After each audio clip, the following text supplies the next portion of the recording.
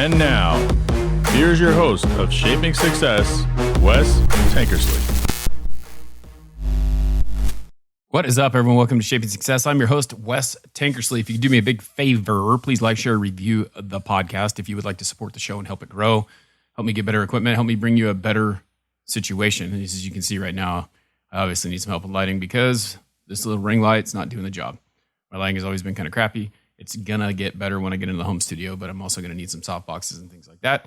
If you would like to do that, please support the Patreon. You can go to patreon.com and search Wes Tankersley. Help support Shaping Success. I wanted to talk to you about a couple things today before we get to the Law of Receptivity, which is the end of this book that I've been listening to or reading. And we'll cover that a little bit in a minute. I wanted to talk about a comment that I got on YouTube, which I think is kind of crazy to listen to. It's funny. Here's the thing with like TikTok and with shorts and with reels and things like that, which is a 1 minute clip, which the idea is to put this 1 minute clip out there for people to see it so that they can be directed to want to go listen to the rest of the stuff that you do. This doesn't always happen. Actually, I probably would say that the turnover rate on that is very low, considering like maybe you get 1 or 2 people from a reel, depending on how many people watch it, right? Or a TikTok or a short. And it's crazy because they make a snap judge of it based on something that you say for 1 minute, which I understand. I used to get really worked up about comments that I got on some stuff because people don't agree with you. And I understand that. And we talked about that before. It's like just because they don't agree with you doesn't mean that there's not value in their opinion. And this person made a comment yesterday on my YouTube and on a reel that I had posted. And the reel basically said that you can outgrow people. It is okay to outgrow people, to move on from them. All right. And everything that you see can be looked at in certain ways, right? Like they can see it in a different light than what you're talking about. And so here's the comment that I got. And, you know, I've read it a couple times just kind of thinking about it and thought that it'd be a great thing to respond to because I think that people get lost in the fact that when you outgrow someone, then you must let them go because they're not there for your growth, right?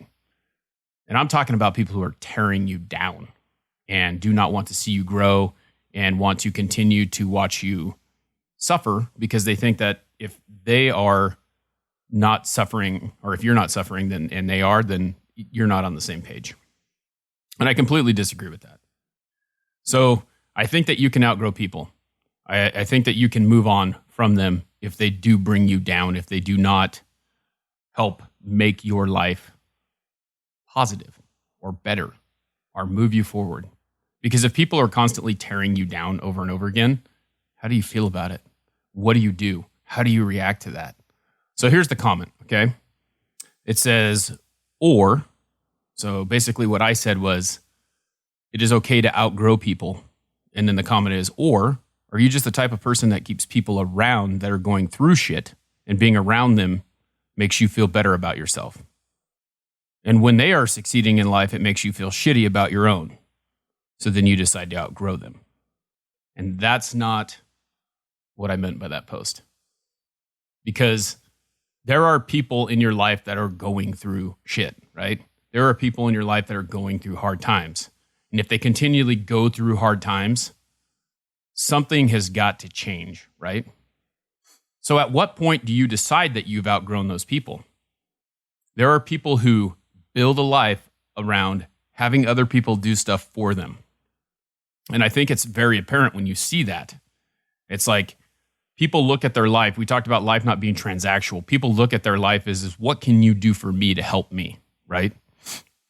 And I don't look at things that way. Like when I give, when I help someone, when I do something, when I say something to someone, when I want them to grow, when I want to motivate them, to build them up, I give it without the expectation that something is coming back from me or coming back from them. Because I'm not, if I don't do it, then I don't feel like I should do it, you know? So I think people need to understand that. I think that if you think about it, just because you have a shitty situation in your life and it's over and over again, if you're that person who is like, oh, hey, I need money for this, I need money for that, you always need money for that. Like you're always asking other people to help you, but you're not doing anything for yourself to make that better, then that's a problem. You don't need to be around those people. There are some people who refuse to grow. There are some people who refuse to do things for themselves and blame it on circumstances. And I am not that type of person. I'm not going to blame the things that go wrong in my life on circumstances. I take responsibility for my actions and work through that. I have been through some situations in my life that I did not think was fair, right? But I took what it was and I moved on and I did what I had to do with it. And that's, to me, this comment, and I appreciate this person making this comment, but I also feel like, and maybe I'm misinterpreting. I'm going to post a TikTok video about it so you guys can kind of see, because I want to respond to it in that way as well. But when a friend of yours is going through some shit, right? When they have problems, when they got something, maybe they're going through a divorce, right?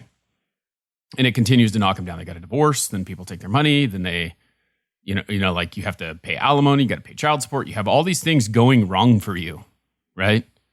And you're not making ends meet and you can't make it work or whatever. And this is just a hypothetical situation, right? You have two choices. You can freaking strap your boots on and keep moving forward, or you can woe is me and drag everyone down with you, right? And I'm okay with regrouping, right? But you have a certain amount of time that you can regroup in. And if you cannot move forward, because there's always taking a few steps back or taking a lateral move, to get yourself straight, and you expect other people to do that for you, that's a problem. Excuse me. How long are you going to stew in your proverbial shit before you decide to do something for yourself? There's this phrase that you've probably heard a million times: you can lead a horse water, but you can't make it drink. There are times when people can help you do things like, say that situation is happening and they can't afford to pay their child support. They can't afford to pay their rent. They can't afford to do those things. What can they do to make their life better? How can they fix that situation? What may they need to sacrifice in order to get to where they need to go? And so, I don't know. I have a hard time with that comment. You can be empathetic, so you can have some empathy for that person, and you can, help them move along for a certain amount of time. But at what point do you decide that enough is enough and they are not doing enough for themselves? And that's the hard part. And I don't know this person. I'm just looking at this comment and I'm reading it and I'm thinking about it myself and how I would relate that to my life, because that's what I do. I don't get a ton of comments on YouTube, but sometimes I do. It's like it just hit them wrong, right? Like they may have interpreted it a different way than I meant for them to interpret it. And I may be interpreting this the wrong way. So that's the nice thing about being objective about things, is that you can have that conversation. And I will have this conversation with other people in my life today to just kind of discuss and figure out and think of what they have to say about it. But I am not that type of person that's just going to walk away from someone if they keep going through shit. But I'm also the type of person that will only take so much of it. Years and years of complaining, woe is me, and not doing anything about it and observing their behavior, and it's not conducive to growing, then at some point they got to learn on their own. And it may be best to cut them off, because that may be the very best thing that you can do to help them to grow. Because sometimes people refuse to grow when you continue to give them handouts of whatever it is: monetary value, verbal value. Value is something that is not just monetary, right? But if people are asking you for money all the time and you continue to give them money, and the pattern develops over and over again: hey, here's your money. Hey, I need money for rent. I can't make it. Here you go. Hey, here's some money. I need money for rent again. I didn't make it. And they continue to go for you, and you continue to be that crutch for them. That's a problem. You need to move on. And they need to move on. And they need to figure out how to take care of their own problems first. And circumstances does not stop you from moving forward. That's all there is to it. You can tell me, oh, well, my parents didn't have any money, so I'm not going to have any money. Bullshit. You can do whatever it takes to move forward. Lots of jobs that I've had, let's talk about it from a monetary standpoint, because that's what everyone thinks about, like being successful is money, right? Lots of jobs that I've had have been at a poverty level. Teaching was at a poverty level. More people make more at McDonald's than teachers do in Idaho. You think I'm joking? I'm not kidding. Started out at $38,000 a year. Try to buy a house on $38,000 a year. You cannot. And it was tough to make rent, and you're living paycheck to paycheck. Now, I had a choice, right? My circumstances were that I did not graduate high school, or I graduated high school, but I did not graduate college. I failed out. I had two choices: go back to school and get a degree, and work harder than I did the first time, or just keep doing what I was doing, right? So I go back and I get a degree and start teaching, and I make less money as a teacher than I did for 11 years changing tires. A choice I made. But I realized when I was teaching, I couldn't make ends meet and I couldn't support my family in a way that was good for us. So I got a different job. You have circumstances. You have to work hard. You are able to do that. Okay? So this is kind of like the other side of the conversation that we're going to have about this book with the Go-Giver, because this is the last part of that. This is the last thing I'm going to talk about with the Go-Giver because it is in the book. I really suggest you go look at it. It's by Bob Burg and John David Mann. Go read the book. It's really good. It talks about a lot of things. We've talked about the law of value. So what is value? How do you define value? Your real value is defined by how much more value you give than how much you get paid. So giving value, but then there can be another side of that, right? There can be a side where you give too much value to someone and they take advantage of that. And that's kind of what I was talking about a little earlier. Law of compensation. Your income is decided by the number of people you serve and how well you serve them. So if you're working somewhere, you're serving people. Everything that you do is serving people.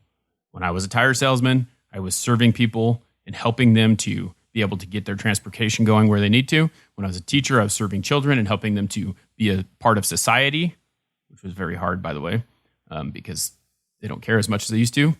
When you're serving the people that I'm selling window coverings to, value. When I'm serving you, I'm giving you value by trying to help you move forward using some of the tools and tactics that I used to get where I am. Okay? And I'm not anything special.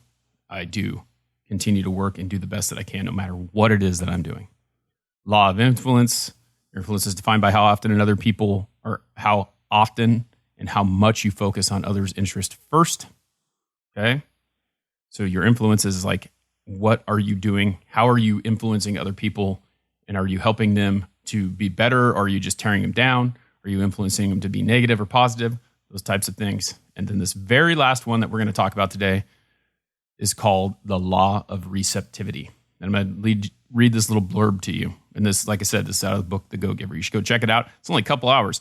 You read, probably take you a day to read. If you're reading the whole thing, if you listen to it, took me like 2.5 hours to listen to. Most books that you listen to now are like on Audible, because that's what I do. I listen to them on Audible as I'm driving around, or they're like 15, 16 hours. So it could take lots of days to do that. And if you're listening to them in half-hour chunks like I do, then it takes a while. So the law of receptivity. What does receptive mean? That means to be able to take the information or receive the information, right? To give effectively, you must be open to receive. This is something that I seriously struggle with, and I'm going to read the rest of it, and I'm going to tell you why. Giving and receiving are two sides of the same coin. There can be no act of giving without concurrent act of receiving, just like how you cannot exhale without inhaling. Practice receiving the next time someone pays you a compliment. Simply accept graciously by saying thank you and with a smile. So I have a hard time accepting compliments. It is very difficult for me to accept compliments because I look at things in a way that I should be doing these things anyway. It shouldn't be something that I'm expected to do, but that's how I look at it. I'm expected to do that. I don't need a compliment. It's part of what I'm supposed to do, so I do not accept them very, very well. When someone says thank you, you're taught to say you're welcome. I say it, but I have a hard time saying it because it's like, I usually say, well,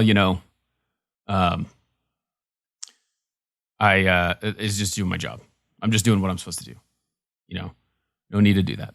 This is what I'm here for. That type of thing. Like not just saying thank you, and taking it for what it's worth because the person says it no matter what. I'm very good at saying thank you to other people. So, and have a great day. You walk into a gas station and people are kind of taken, aback when you do that. But think about that. Next time you go into a convenience store, right? And you go grab a couple sodas or energy drink or whatever you're getting, and you go up to the counter and then you walk away. Tell them thank you, but then say also, I hope you have a great day. And see the look on their face. Kind of observe it and see what they say. Because a lot of times they're not that just may make their day anyway. But a lot of times they're not expecting that.